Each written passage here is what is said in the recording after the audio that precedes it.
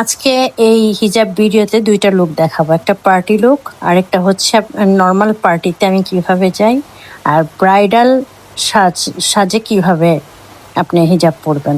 তো দুইটা লুক দেখাবো। এটা হচ্ছে নর্মালি আমি সাধারণত থ্রি পিসের সাথে একটু পার্টিতে একদম নর্মাল হিজাব পরি।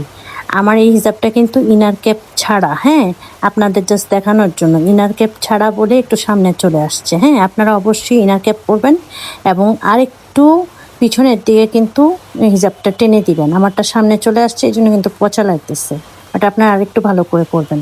আমি একদম চট করে নর্মালি এইভাবে পরি। আর ব্রাইডাল যেটা আপনি দেখেন দুপাট্টাটা, যেহেতু আমার পার্টি ড্রেসটা একটু গর্জিয়াস, এই জন্য দুপাট্টাটা এরকম করে যারা ব্রাইডাল কোণে দেখতে আসবে বা নতুন বউ, হ্যাঁ, নতুন বিয়ে হয়েছে কোনো একটা পার্টিতে যাবেন, তখন আপনারা এই ব্রাইডাল লুকটা কিন্তু ইজিলি কিন্তু আপনারা করতে পারেন, সুন্দর লাগবে।